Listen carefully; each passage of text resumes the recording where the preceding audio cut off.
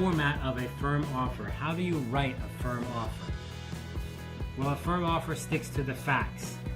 You don't want to write anything that's trying to make a sale. The sale's already done. They already want to buy. We know that. The format is usually very straightforward and simple. It's going to have a few paragraphs, and we're going to begin with the first paragraph, and that's going to include any new information we may have. So maybe I sent you an offer, you sent me a counter offer and a negotiation offer, and every time things change. But let's say that I'm sending you an offer again, or maybe for the first time. If anything is different from before, maybe you bought this product 2 years ago, and now I'm sending you an offer again. But maybe the product color has changed. Maybe the product size has changed. Maybe something has changed. I write that in the first paragraph to remind you about that. Of course, in the first paragraph, we can encourage the purchase by saying, this is a great idea, this product is a great product, this product is exactly what you want. Or we could even say something like, I'm very happy to do business with you. So being positive, not a lot, just one sentence is enough. Positive attitude, positive about the product and service, positive about the relationship. That's always helpful in this kind of letter.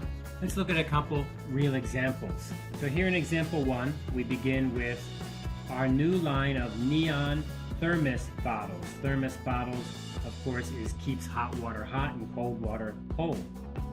Has won first place at the annual Home Design Awards in Seoul, Korea. Simultaneously, popularity of this fashion product has soared in local markets.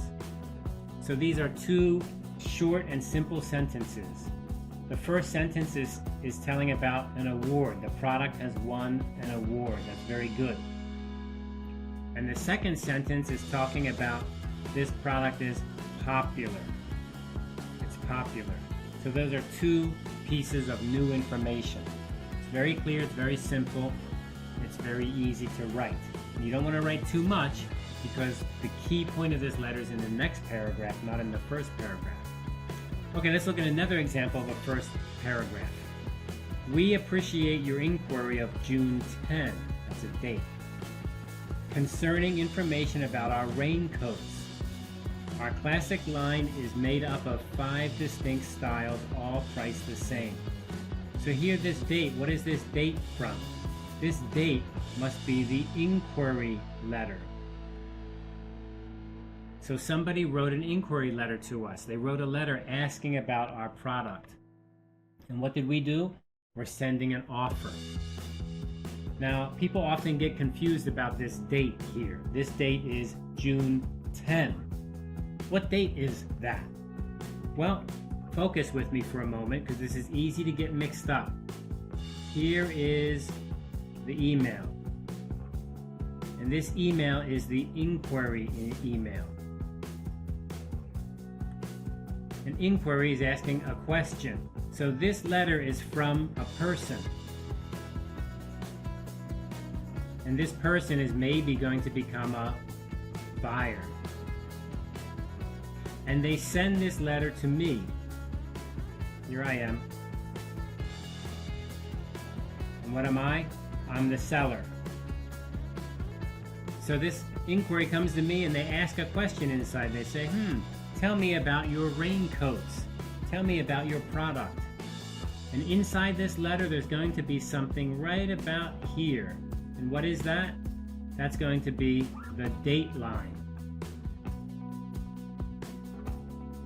And that date line there, what does it say? It says June 10.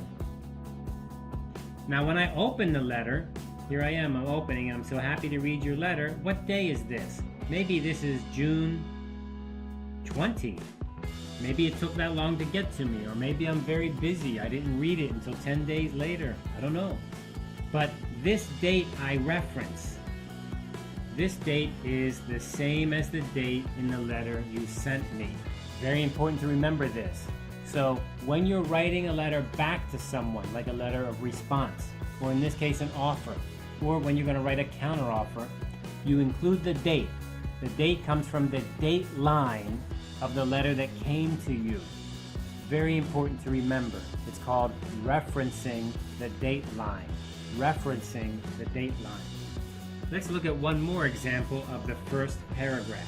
We are pleased to have this opportunity to show you some of our stationery and office supply products. The enclosed catalog exhibits our diverse line of merchandise.